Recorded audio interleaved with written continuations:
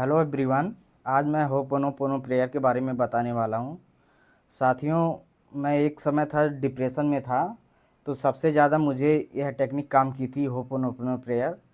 Ho'oponopono prayer जो है किसी के अंदर की हीलिंग करनी है तो सबसे बेस्ट टेक्निक है।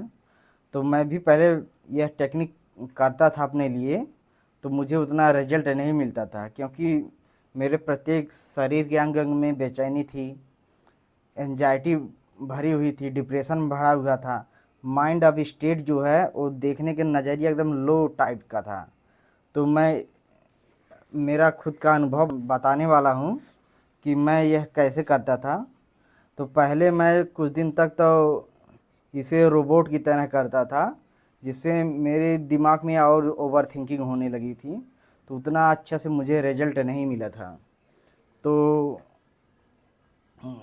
एक बार वीडियो देख रहा था किसी का, तो उन्होंने योग निद्रा करना मुझे सिखाया। तो योग निद्रा जब हम किए तो थोड़ा थोड़ा आराम हुआ था। तो योग निद्रा में हमने होपोनोपोनो प्रेयर डाल दी थी, तो जिससे मुझे बहुत अच्छा रिजल्ट मिला।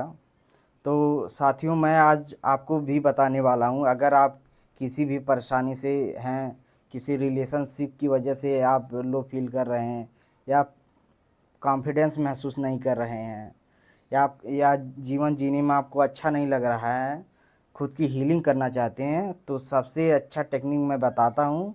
अगर यह करेंगे तो ज़रूर आपको रिजल्ट मिलेगा। एक हफ्ते के अंदर आपके अंदर खुद ही चेंज होने लगेगा, ये मेरा गारंटी है।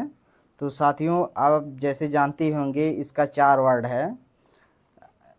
4 वाक्य में कहना: I am sorry, please forgive me, thank you, I love you. इसका ये 4 मुख्य मंत्र हैं।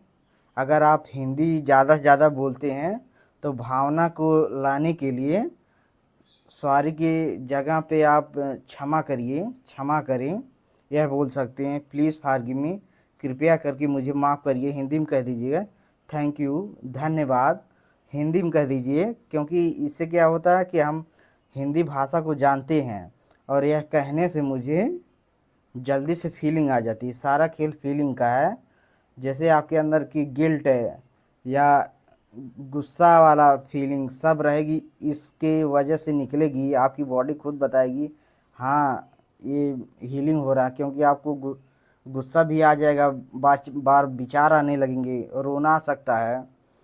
तो आई लव यू माने मैं आपसे प्यार करता हूँ, यह आप हिंदी में भी कह सकते हैं। तो आपको यह कैसे करना है, अब मुख्य बात यही है कि आपको कैसे करना है। साथियों, पहले शवासन में आपको लेट जाना है। शवासन आप समझते ही होंगे, माने जैसे शव होता है, जैसे लाश एकदम शिथिल होती है एकदम, वैसे आपको सो जाना है अपने बिस्तर पे। बिस्तर पे सो जाना है, बॉडी के प्रत्येक अंग को शिथिल कर लेना है।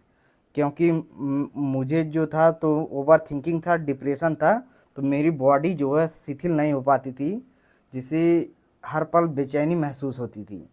इसलिए मैं अपने आप को सजेस्ट करता था शिथिल होके, मेरा बॉडी का प्रत्येक अंग शांत है, मैं शिथिल हूँ।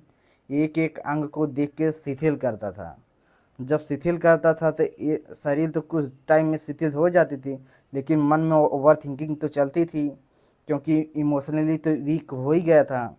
तो साथियों, शवासन में होने के बाद आपके मन में दोहराना, समर्पण की भावना लाना है।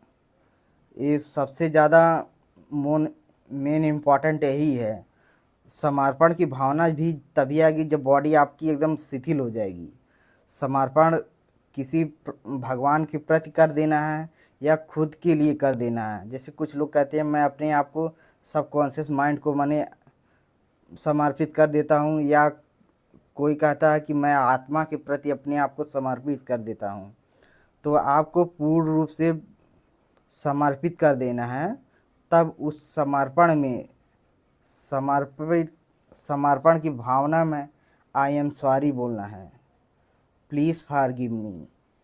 माने सच में आपके दुख होना चाहिए कि हाँ मुझे माफ़ कर दीजिएगा, दुख समर्पण की भावना से। फिर उसके बाद प्लीज़ फॉरगिव मी हो गया, फिर थैंक यू, फिर कृतज्ञता की भावना को महसूस करना है कि सच में कोई मुझे माफ़ कर दिया है। फिर उसके बाद उससे प्रेम जताना, जैसे आप ईश्वर को प्रेम जताएंगे, थैंक यू मुझे क्षमा करने के लिए आपको प्रेम जताना है।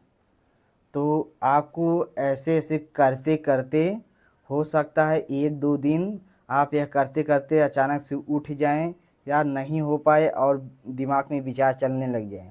लेकिन मैं कहता हूं कि दिन में कम से कम आप 3 बार करिए। एक जब सोते समय जाएं, एक सुबह उठ जाएं, एक बार दोपहर में यह ज़रूर करें शिथिल होकर।